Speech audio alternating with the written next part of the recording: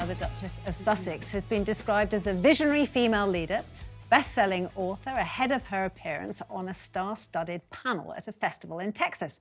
In the next hour or so, Meghan Markle will headline a session at South by Southwest on how women lead on and off screen in the glamorous worlds of film, education, culture and tech.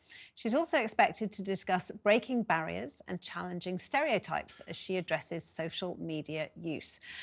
Meghan taking centre stage in the States comes after she hired a British-based spin doctor in her effort to battle her popularity problem over here in the UK, something her husband doesn't appear to be struggling with so much. Harry's headline-grabbing autobiography, Spare, has been nominated twice at the British Book Awards, which celebrates starting conversations and pushing boundaries. Now, I'm not at all surprised that Harry's book has been nominated, because just when you talk about raw sales... Good book.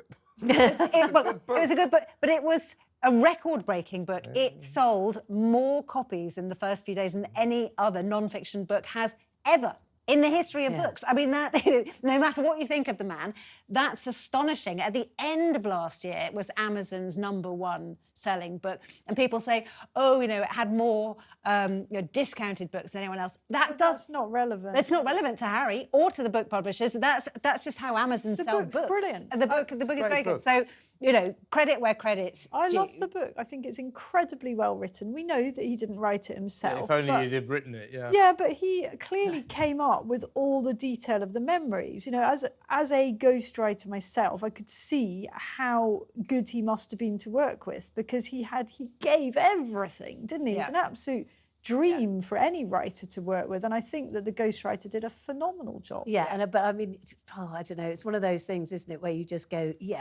know, he's got so much to say, of course, because he's been able to go on all these amazing trips, and sort of extraordinary things have happened to him, and yes, you know, it is actually down to the ghostwriter, because I doubt if he'd have written some of the excellent language therein, and also, as we now know, a few of his recollections, the Queen was quite right, a few recollections may differ, because it turned out afterwards that there weren't a number of things that were wrong. Sorry? Well, but I bet he didn't tell the Queen about his frozen manhood, his frostbitten thing. You never know. So these revelations were astonishing, and it was a great book. You know, so I'm not surprised it's got these nominations to go to. Meghan, though, oh, she's a visionary leader. Oh, who is she a leader of? Why is she a leader? Well, who does she lead? She does have a fanatical fan base. I mean, that's one of the problems. That's not the same. So she's a leader of fanatical fans. I've got 100,000 followers. I'm not their leader. I'm not their leader. That's not what they say. You could be a social media person who people follow. It doesn't make you their leader. Why is she a leader? She's a self-styled leader spewing woke claptrap. Well, as Daisy explained, she has loyal followers. It's more than just make her a leader. It's more than just having followers on social media. The way they interact with her, the way they interact about her, the way they defend her. Same way that Beyonce is fans. Okay, visionary. Why is she a visionary? Listen, I don't think she is. I'm just saying. Thank you. Thanks, sorry, JJ. I think everything that she's doing has been done in some form by women previously already. She's not reinvented the wheel. It's like if people say, I don't know, Eddie Murphy's a great comic. It's like, cool, but Richard Pryor did it first. Do you see what I mean? Good point. Meghan Markle, what she's doing is great. She's empowering some women who look up to her, but it's certainly not new. But don't you think that the point is that nobody is going to describe her, if they've got her on the panel and everything, they're not going to say, and we've got a whingy wife coming on. It's brilliant. Come and watch that. Well, at least that would be accurate. But they're not, are they? I mean, you know, we've all probably been described as something where you look at it and go, oh, stretching the truth a bit. You know?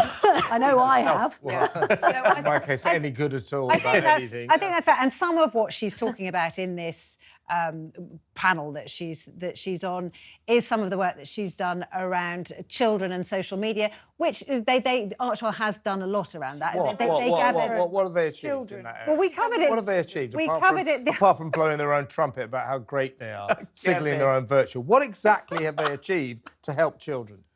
Kevin. Anything? Okay, here we go.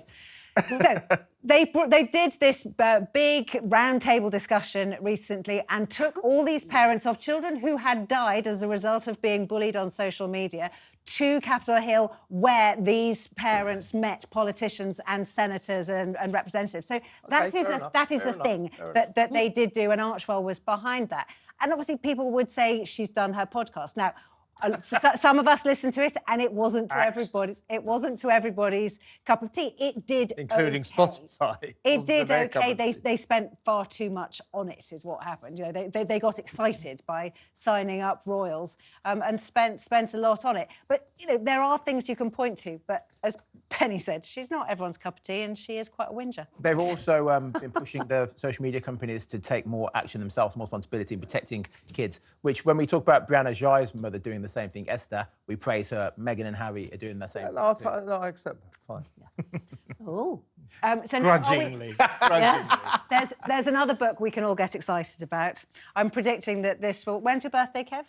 December the 1st, World AIDS Day. Oh, it's a bit far away. I was... Thanks. It's true.